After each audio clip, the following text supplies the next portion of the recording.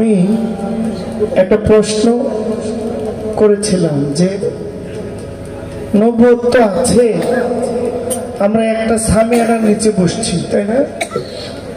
হয়তো এখানে কাপড়টা ছোট বিদায় কয়েকটা লাগাইছে, কিন্তু পর্দাটা তো এক, সামিয়ানাটা এক না।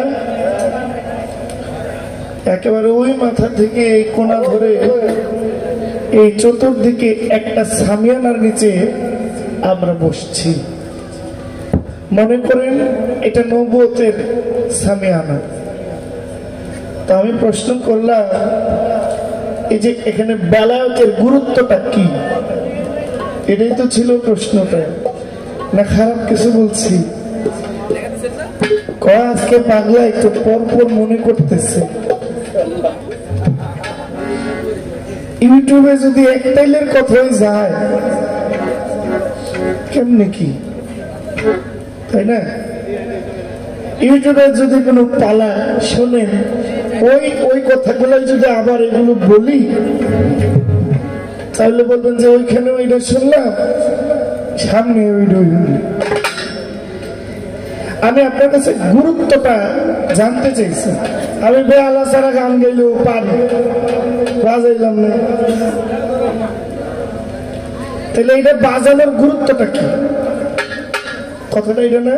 অবশ্যই। আমি কিন্তু কৌশল করে প্রশ্ন করি নাই, আমি একেবারে মন খুলে, আপনিও জানেন, আপনি আমার কি মনে করেন তা আমি জানি না। আমি কিন্তু খুব সরল, আবার আমার মধ্যে গরলও আছে, মানে সরল, আমার মধ্যে যথেষ্ট সরলতা আছে। যারা গরল এদের জন্য গরলতা করতে কিছু, কালকে কিছু না।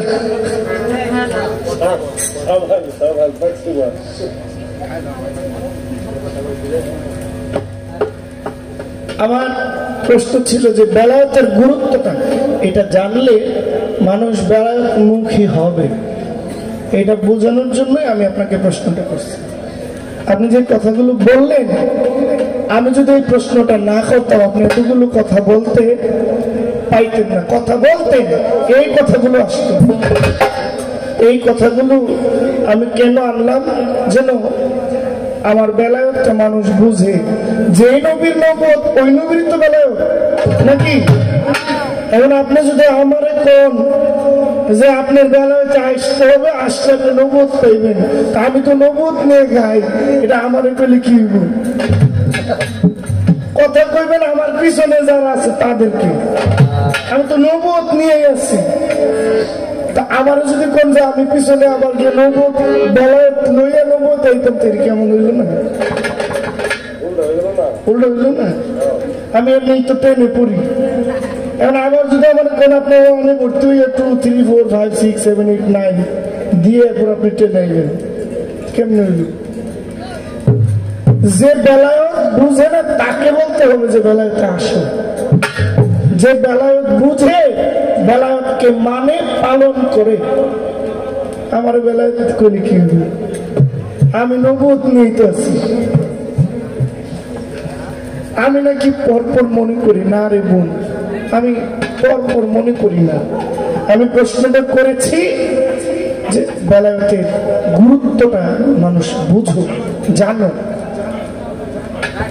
বলে আপনি মুসলমান নি, তো সবাই হাত তুলছে, আমরা মুসলমান, সবাই তো হাত তুলছে। আমি কিন্তু লিখতেছিলাম, আমি তুলি নাই, এখন আমি তো মুসলমান না।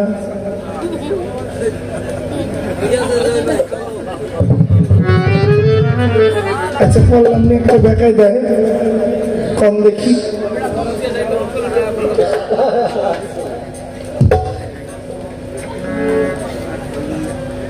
আজকে ওনার জন্মদিন গেছে সরকার সাহেবের,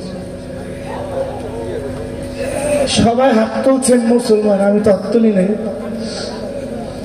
আমি লিখতেছিলাম, লিখমু মাঝে মাঝে ভুলেও যাই, নাকি হাত তুলমু। আমি লিখতে গিয়ে যে মিস করছি, কিন্তু মুসলমানের খাতাতে নাম গেছে গা।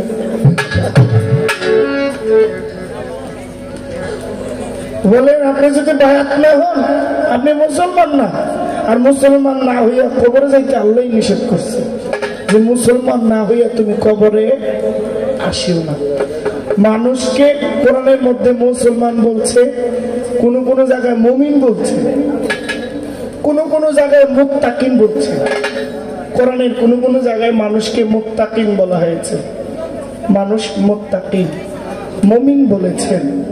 কোথাও এই বড় ভাইরা এই কথা বলি, আমি এমনি কথা বলতে আমার একটু কষ্ট না, আপনাদের কষ্ট হইতেছে যে কি কয় গলা দিয়ে। এই যে জাহিরি বিদ্যা বললেন যে কোরআনটা জাহিরি, পীর ধরলে বাতুনি, এই কথাটা কেমন হইল না? আপনি তো বললেন যে কোরআনেও বেলায়েতের কথা বলছে না, যে আপনি যে কোরআন বললেন, পৃথিবীর মধ্যে একটা বই, যেই বই কিয়ামতের আগ পর্যন্ত চলবে, এই বইটার নাম আল কোরআন।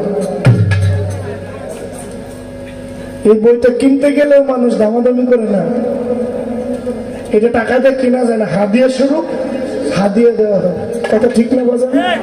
এটা কিয়ামতের আগ পর্যন্ত যত মানুষ কিনবে, এই কোরআন শরীফের কোনো দামাদামি করার সুযোগ, যারা বিক্রি করে এরাও একটা নির্ধারিত মূল্যে হাদিয়া দিয়ে দেয়। টাকা দিয়ে কোরআন কিনুন যাবো? আরে সুবহানাল্লাহ, আস্তাগফিরুল্লাহ।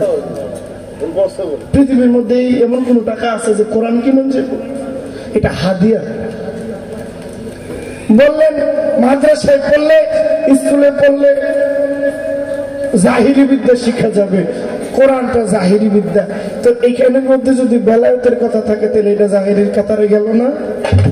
আপনার কথা অনুযায়ী গেছে না? একটা মানুষ কোরআন থেকে তেলাওয়াত করে সেজদায় গিয়া বলে সুবহান রাব্বিয়াল, এই মানুষটা যদি সেজদারত অবস্থায় বিদায় হয়, আল্লাহর জান্নাতের মধ্যে তার নামটা লেখা হয়। এর থেকে সুন্দর আর কোন মরা আছে? যে ব্যক্তি পীর ধরছে, ওই ব্যক্তিও কয় আল্লাহ মরার আগে যেন কলমাটা মুখে থাকে। আরে যে ব্যক্তি বাবা কদম মস্তানের হাতে হাত দিয়ে বায়াত নিয়েছিলেন, ওই ব্যক্তিও মোনাজাতে গিয়ে বলে, ইয়া আল্লাহ, আমার বিদায়কালে যেন আমার নবীর কলেমাটুকু মুখে থাকে। আর সেজদায় গেলে তো ভাগ্যই, কথাই নাই। এটা আপনারা বিশ্বাস করেননি? আমিও করি।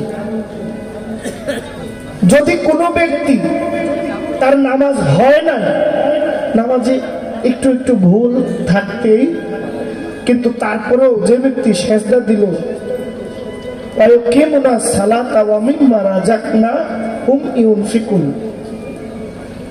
যে ব্যক্তি অদৃশ্য, আল্লাহর দেখি না, বিশ্বাস করি একজন সত্তা আছে, বিশ্বাস করেও যদি সেজদা দেয়, তার সেজদাটা কবুল করার মালিক আল্লাহ।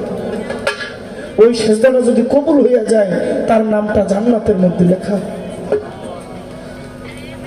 তাহলে এত বড় এই কোরআনের যত নামাজই পড়ি, তাহাজ্জুদ পড়েন, নফল নামাজ পড়েন, ওয়াক্তি নামাজ পড়েন, যাই করেন, সূরা ফাতিহা না পড়লে কোনো নামাজ, ওই ফাতিহা সূরাটা কোরআনে আসেনি?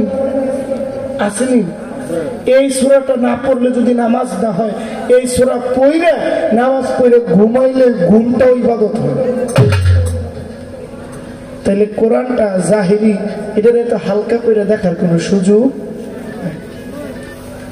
জাহিরি মানে হালকা না, মানে জাহিরি একটা বাটনি, একটা পর্দার পিছে কি আছে এটা থেকে দেখা যায় না।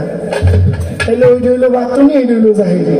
আবার আমি ওই পাশে গেলে এই রইব জাহিরি, এই রইব বাটনি, মানে ওই রইব আমার জন্য জাহিরি, এটা বাটনি। দেশ ছাড়লে দেশ মিলে, দেশ না ছাড়লে দেশ মিলে, কথাটা এমন না? তাহলে কোরআনকে জাহিরি বলার কোনো সুযোগ নাই। এই কোরআনটাই বাতুনি। এই কোরআনের মধ্যে এমন ধর্ম রস আছে, আমরা এগুলো পড়লে তো অথবা বুঝি না, আরবি হিসেবে আমরা এটাকে তেলাওয়াত হিসেবে নিই। এটার মধ্যে যে মাহিত্য সারমর্ম আছে, একটা আয়াত যদি কেউ ঠিকঠাক তার মাথায় ঢুকে ওই ব্যক্তি পাগল হয়ে যাবে, দুনিয়াদারি কিচ্ছু ভালো লাগবে। তাহলে এই কোরআনের মধ্যে হাকিকত, কিন্তু আমার চিন্তা চেতনা ওই পর্যন্ত যায় নাই বইলা আমি এই কোরআনটাকে এখনো পর্যন্ত জাহেরি কাতারে রাখছি। আমার নবী তো কোনো কলেজ মাদ্রাসায় পড়ে নাই, তারপরেও নবী সর্বগুণের গুণী।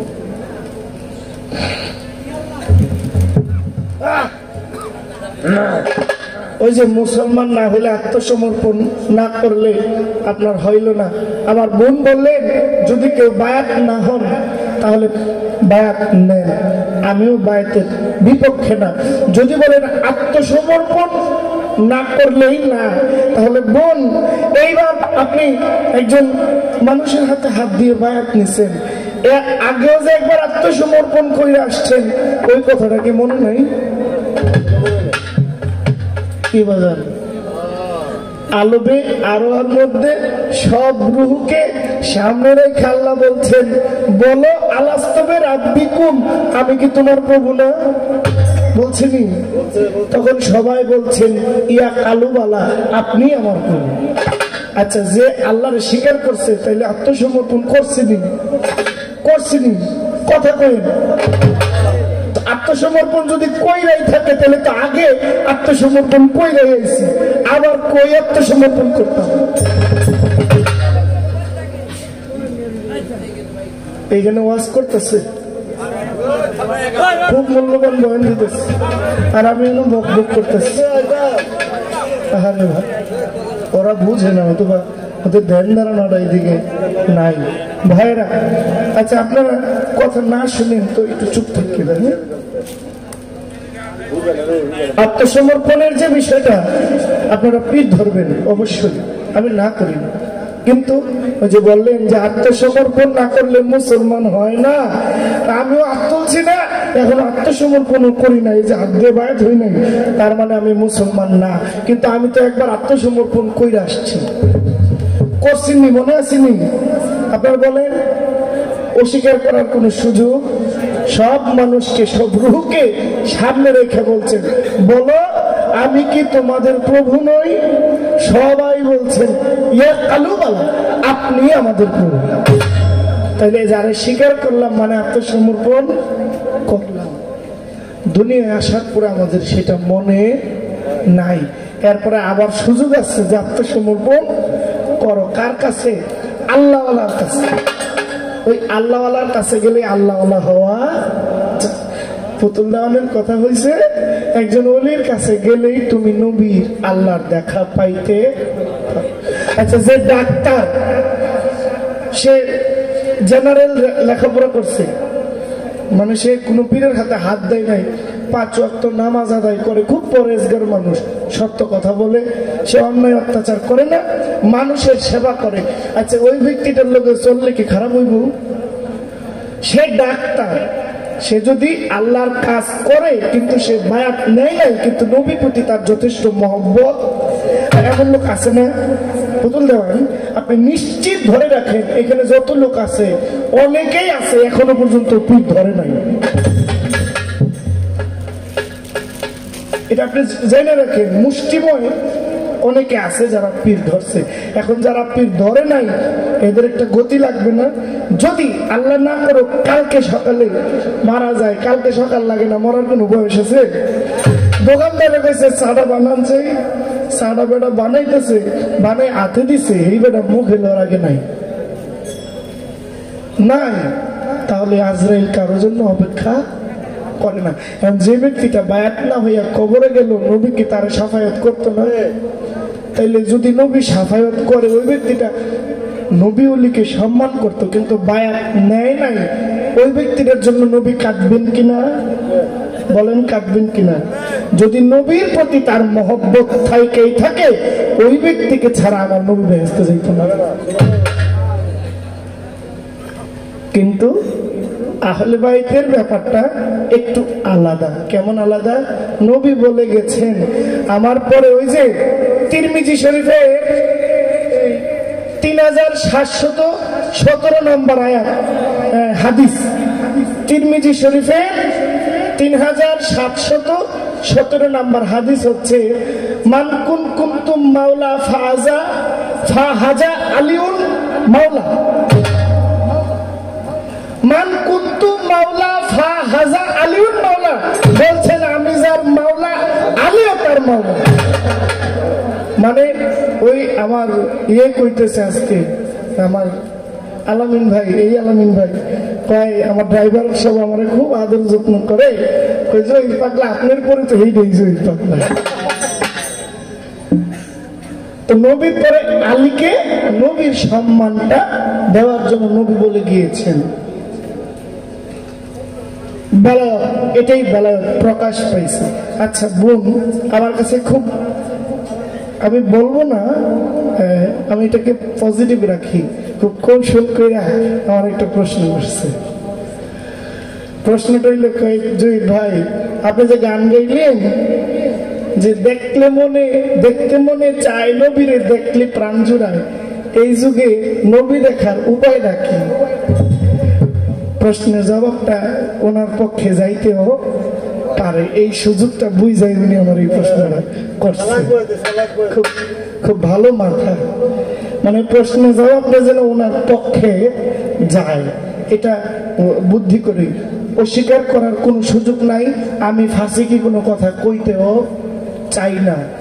যদি বেলায়েতে গিয়ে নবীকে দেখা যায়, পাওয়া যায়, দেখবেন না? রাজি আছেন না? কিন্তু যারা এই যে পিঠ ধরছেন, আচ্ছা কোন তো একবারে আমি নবীকে দেখছি, একটা লোকেও কইব না যে আমি নবী দেখছি। যদি দেখেও থাকে কইবেন আপনি দেখছেন, দেখলেও আপনি দাঁড়ায় কইতে পারবেন না যে আমি নবী দেখছি। যদি দেখেও থাকেন আপনি বলতে পারবেন না। আবার একজন ব্যক্তি 5 ওয়াক্ত নামাজ পড়ে ঘুমের মধ্যে ভালো ভালো দৃশ্য দেখেন, নবীর সাথে মোলাকাত হইলেও হইতে বাজান খালি খায়া পীরের দরবার আইলে গেলেই যে ইবাদত হইব বিষয়টা তা না। রাত্রে 5 ওয়াক্ত নামাজ পড়ে আল্লাহওয়ালা কাজ করে সত্য পথে চইলে যদি কেউ ঘুমায়, আমি জহির গান গেয়ে যে ইবাদত হইব আরেকবার ঘুমায় তার চেয়ে বেশি ইবাদত। সত্য নেই। 3 ধরনের ব্যক্তি আম্মাজান আয়েশা সিদ্দিকী থেকে বর্ণিত, আম্মাজান আয়েশা বলছেন 3 ধরনের মানুষ রাত জাগার অনুমতি আছে। এক নাম্বার হইছে নবদম্পতি, বিবাহের প্রথম রাত্র, বাসর রাত্র যেটাকে বলা হয়, ফুল সজ্জা। নবদম্পতি তার জীবনের প্রথম রাত্রি যাপন করার অধিকার, অনুমতি আছে। 2 নাম্বার মুসাফিরের অনুমতি আছে রাত্র জাগা। আস্তে আস্তে হয়তো বা ওনার খারাপ লাগে, ওনার কিছু কয়ে লাভ নেই, আমি আমার প্রশ্নের জবাবটা দিয়ে।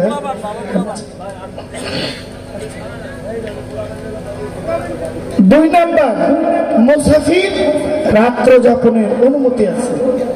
আর 3 নাম্বার যেই ব্যক্তি নফল ইবাদত করে ওই ব্যক্তি পরিপূর্ণ পুরো রাত্র জাগার অনুমতি আছে। এটা হাদিস আম্মাজান আয়েশা থেকে বর্ণিত।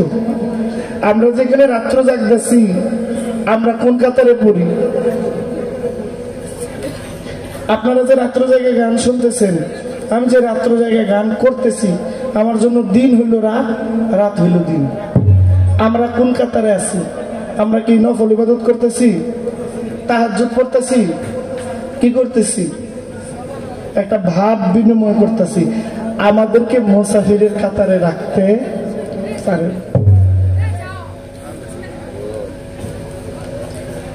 একজন মানুষ যদি পবিত্র কোরআন থেকে সূরা ইয়াসিনের 7 ভাগ, 7 মুবিন, কয় মুবিন? ইয়াসিন সূরা 7 মুবিন। আমি আপনাকে আপনার মতো করে জবাব দিই। যদি লালন সাইজির গানটা প্রকৃতপক্ষে আমি মানতে যাই, অস্বীকার করার সুযোগ নাই। লালন বললেন পারে কে যাবি নবীর নৌকাতে আয়, এটা হলো আপনার পালা থেকে জবাব, আপনার বেলায়েতের কথায় জবাব। রূপকাষ্টের নৌকা খানি নাই ডুবার ভয়, পারে কে যাবি নবীর নৌকাতে। এটার মধ্যে বলছেন যিনি মুর্শিদ তিনি রাসূল, কথাতে নাই কোনো ভুল, খোদা সাহেব। ফকির লালন কয় না এমন কথা, আল্লাহর কোরআন। এটা হলো আপনাকে খুশি করার জন্য জবাব, আপনি যেন বিমুখ না হন। যে নবী দেখার উপায় কি? প্রকৃতপক্ষে নবীকে, নবী হলো একজন বাহক, একজন পথ প্রদর্শক। নবী কোনো আলাদা জিনিস না, নবুয়ত হচ্ছে মূল উদ্দেশ্য। নবী ঈসা নবীও ছিলেন, আইয়ুব নবী ছিলেন, জাকারিয়া নবী ছিলেন, ইসমাইল ছিলেন, ইব্রাহিম ছিলেন, নূহ নবী ছিলেন, আরো অনেক নবী ছিলেন, শত শত নবী ছিলেন। কিন্তু নবী মানে হচ্ছে বাহক। আল্লাহর পবিত্র কালামুল্লাহ শরীফ মানুষের কাছে পৌঁছানোর যে মাধ্যম, এই মাধ্যমটা যিনি পালন করেছেন তিনি হয়েছেন ওই যুগের নবী। নবীর পরে আরো নবী হইতে গেলে, রাসূল পর্যন্ত যাইতে গেলে 27টা স্তর আছে। কয়টা?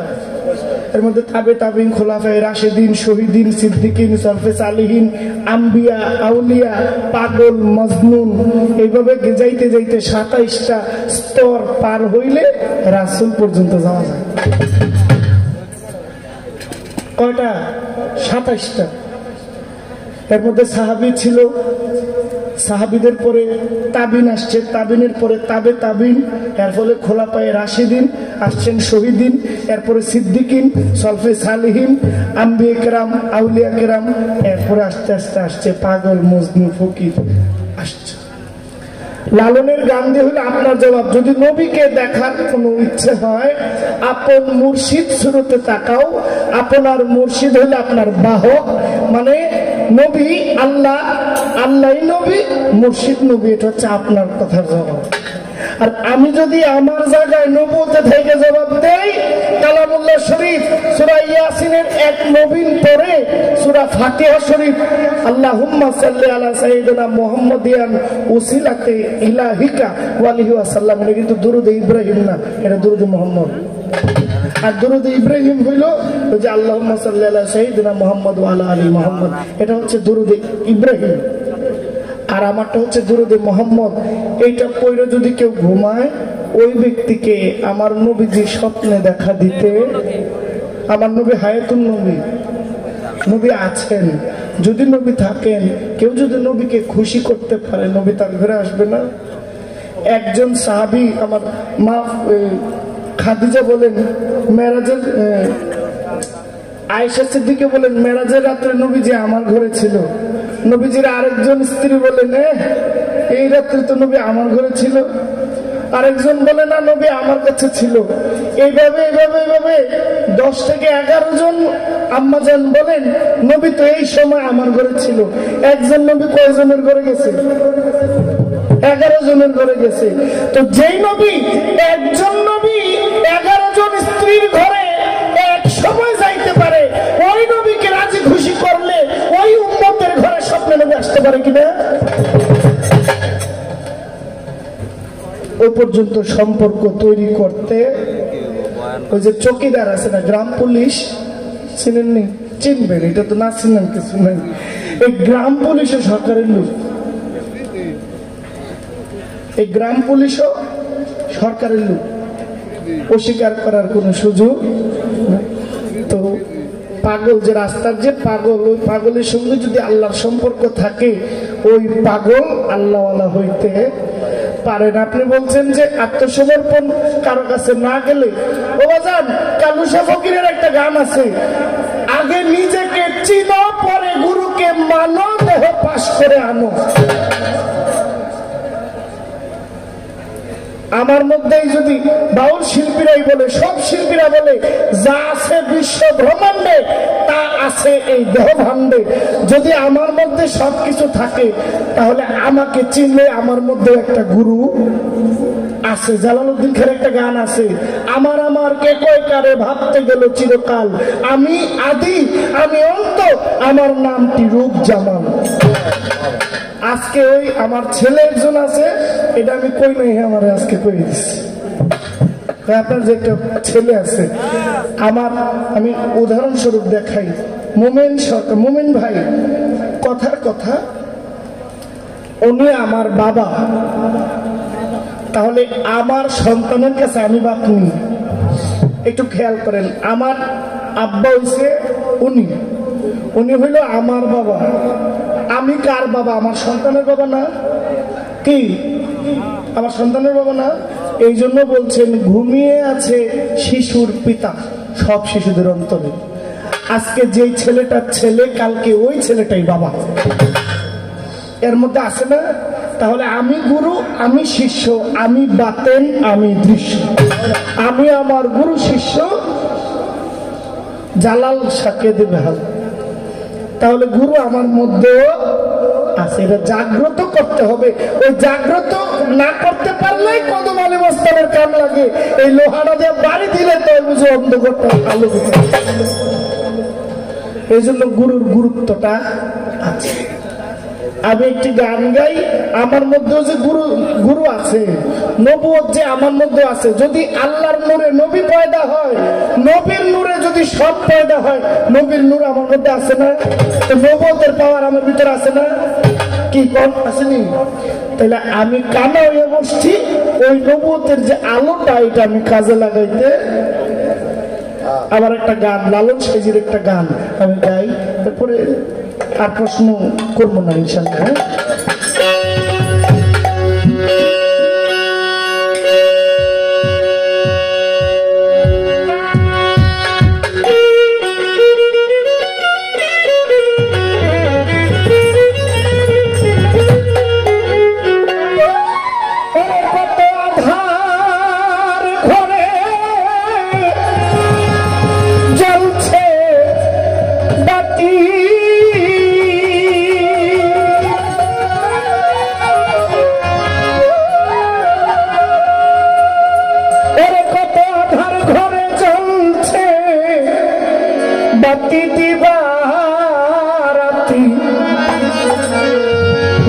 সেখানে মনের মানুষ যেইখানে।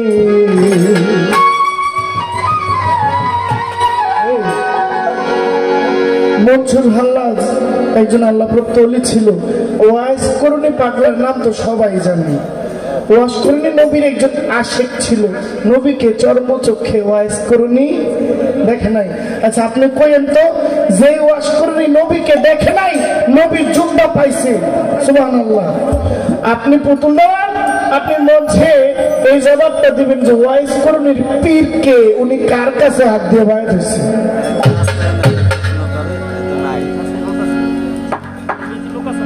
আমি কিন্তু বায়াতের বিপক্ষে না, আবার বারবার কই ইউটিউবার ভাইরা যারা একটু কারসাত করেন না, কইব যে জহির অলিদের দরবারে গান গায়, এই কথাগুলো নিয়ে আবার অলির বিরুদ্ধে নিয়ে কেউ কয়। মঞ্চে একরকম কইলে মোবাইলে গিয়ে শুনে আরেক রকম হেডলাইন দিয়ে রাখছে। এগুলো যেন না হয়, আমাকে ক্ষতি করেন না। ওয়াইজ করুনি পাগলা, উনি কার কাছে হাত দিয়ে বায়াত নিছে, ওনার পীরের নামটা খালি কইেন। ওয়াজ করুনি আল্লাহওয়ালা মানুষ নেই নাকি? ওয়াজ করুনি আল্লাহওয়ালা মানুষ না, তো ওয়াজ করুনি কার কাছে বায়াত হয়েছে? যেহেতু সে নবী দেখে নাই, যদি নবী দেখতো তাইলেও বুঝতাম যে আমার নবীর কাছে সে বায়াত নিছে। যেহেতু নবী দেখে নাই, এই সবাই কয় কেউ দেখে পাগল, কেউ না দেখে পাগল। দেখে মনসুর হাল্লাজ, না দেখে ওয়াজ করুনি। যদি ওয়াজ করুনি নবীকে না দেখে, যদি আলামিন ভাই কদমালি মস্তানরে না দেখে তার আশেক হয়, এখানে বায়াত হয়েছে কেমনি? এই না দেখে আপনারা মুরিদ হয়েছে কেমনি? উনি আপনি কইবেন যে ওয়াজ করুনি পাগলার পীরকে। জানতে ইচ্ছা আছে নি? শখ আছে নি? আপনারা বিচ্ছিন্ন শুনবেন। এই প্রশ্নটা আমি না করে পারলাম না। আমি কিন্তু আমার মায়ের পেট থেকে পড়ে আমি মাজার দেখছি। আমার মা আমার পেটে নিয়েও মাজারে গেছে, মায়ের পেট থেকে পড়ে ওই মাজার দেখছি। যদিও মাদ্রাসায় লেখাপড়া করছি, অনেকেই আমার খুব গালাগালি করে, খুব গালাগালি করে, মানে সরাসরি না, ওই যে ইউটিউবে গান দেয়, কমেন্ট বক্সে গিয়ে লেখে ওই মাদ্রাসায় পড়তো এমন গান গায়, আমি জাহান্নামী। আমার খুব গালাগালি করে, আমি দেখি মাদ্রাসায় পয়রা অলির ভালোবাসা পাইলে ক্ষতিটা কি ভাই? মাদ্রাসায় পয়রা নবী অলির সাথে প্রেম করলে, সম্পর্ক করলে দোষ কি? আমি মাদ্রাসায় পয়রা এখন গান শিখছি, গান গাই, আবার গানে তো জিনা নাই, আমার গানে তো পাপ নাই, আমার গানে তো আমি কাউরে ক্ষতির দিকে ডাকি না, আমি নিজেও কাউরে ক্ষতি করার চেষ্টা করি না, গানে কাউরে ক্ষতি করি, আমার দোষ আমি না। এই জন্য বলবো আমার ক্ষতিটা আল্লাহর রাস্তায় করে দেব। কি সন্ধানে যাই সেখানে, কি সন্ধানে যাই সেখানে, মনের মানুষ যেখানে, কি সন্ধানে যাই সেখানে, আমি কি সন্ধানে যাই সেখানে, মনের মানুষ যেখানে, কত আধার ঘরে চলছে পাতি,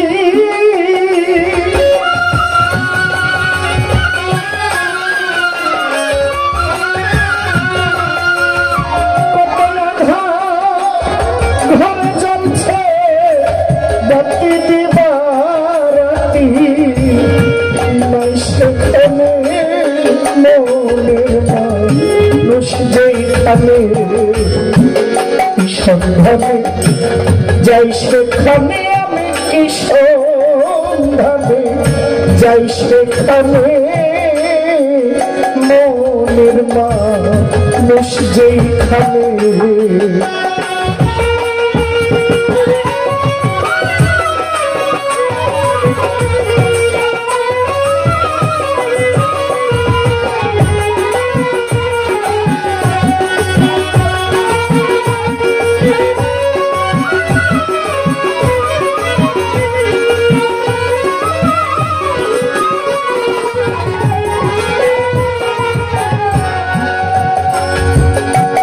যেতে পথে কামনা দিতে পারি দিতে ত্রিবিধে,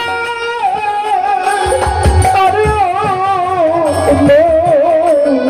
যেতে পথে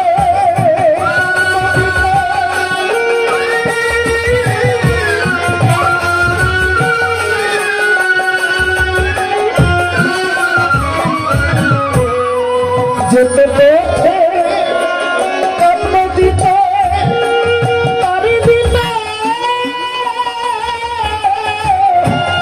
ত্রিবিধে, ওরে কত ধনী ধরা যাচ্ছে তারা,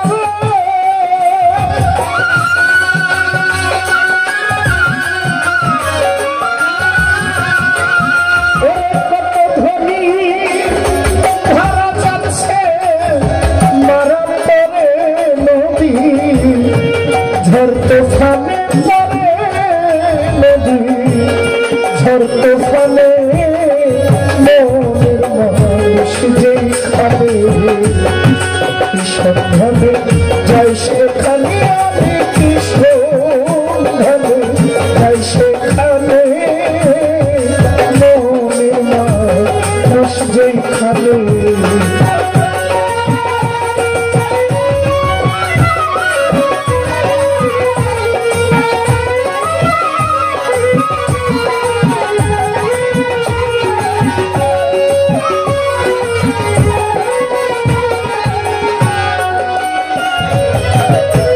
ওরে রসিক যারা জানে তারা, তারাই জানি ধারা চিনে, আরে মুসাফির ভাই রসিক যারা,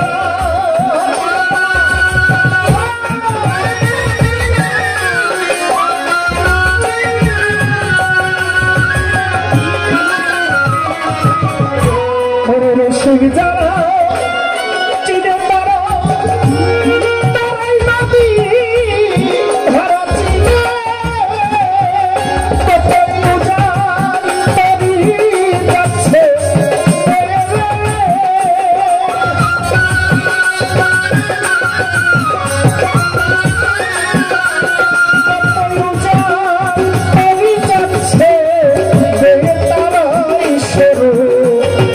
সাধন জানে তারাই শুধু সাধন জানে যেখানে যাই সেখানে আমি কিশোর যাই সেখানে মনের মানুষ যেখানে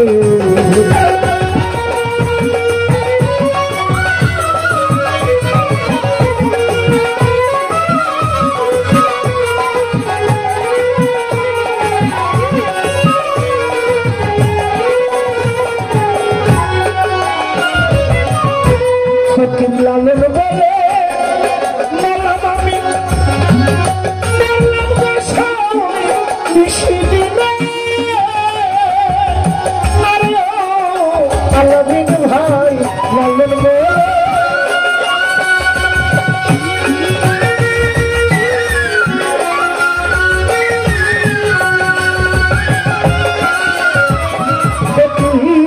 লালন বলে মরলাম চলে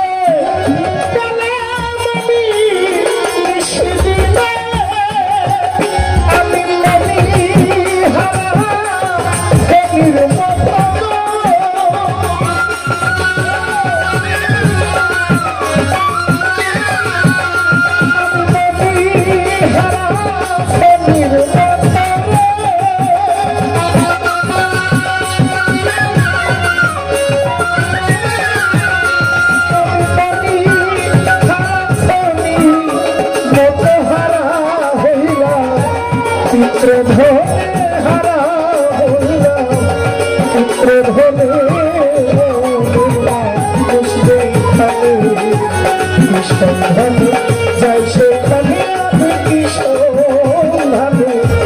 যাই সেখানে মনের মানুষ যেখানে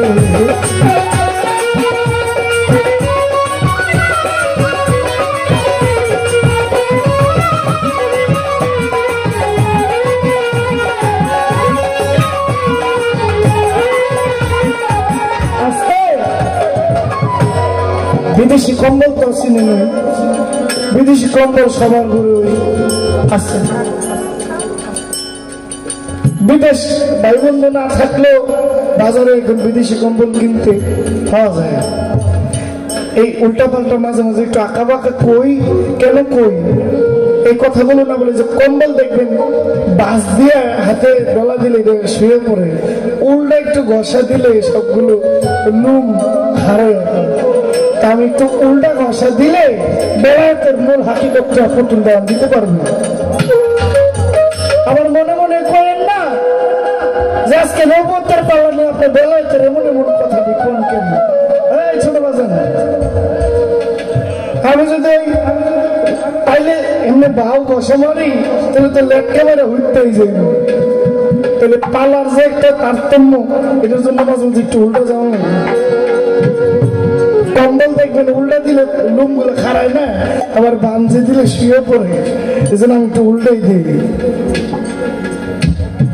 লালন বলে বলাম চলে বলাম আমি নিশ্চিত নেই, আমি মণিহারা ফণির মতো ঘুরে বেড়াই পিতৃধনে, নবী না মানলে সুজা জাহান্নাম। আপনি যাই করেন রাসূল না মানলে জাহান্নাম সুজা। পীর না মানলে মানে পীর ধরে নাই এমন অনেক লোক কবরে গেছে, বেহেশতবাসী করুক আল্লাহ। সুফিবাদে কাজী নজরুল ইসলাম, হযরত কাজী নজরুল ইসলাম, হযরত তো কেউ কয় না, কাজী নজরুল ইসলামই বলে।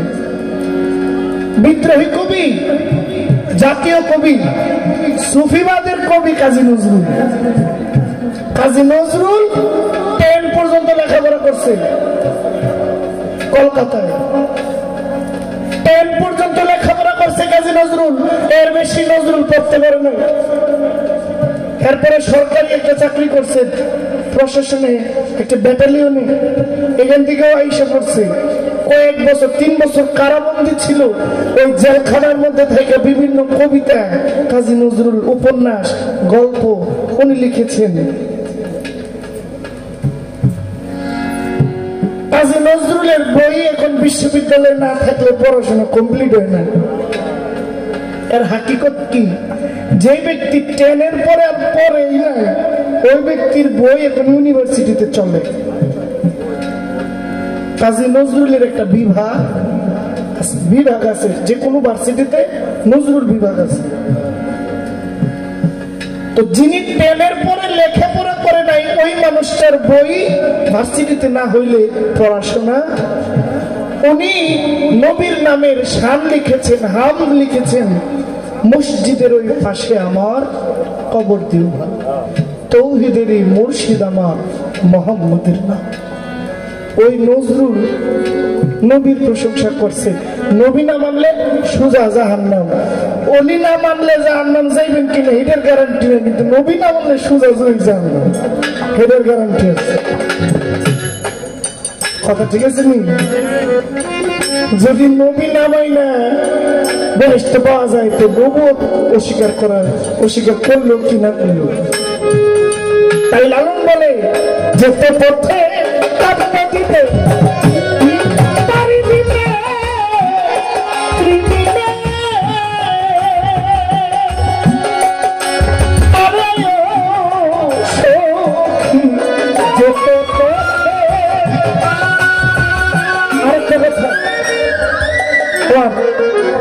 আমার শিল্পী মঞ্চে ছিল না, বাইরে ছিল, এখন মঞ্চে আছে, দেখলেও ভালো লাগে।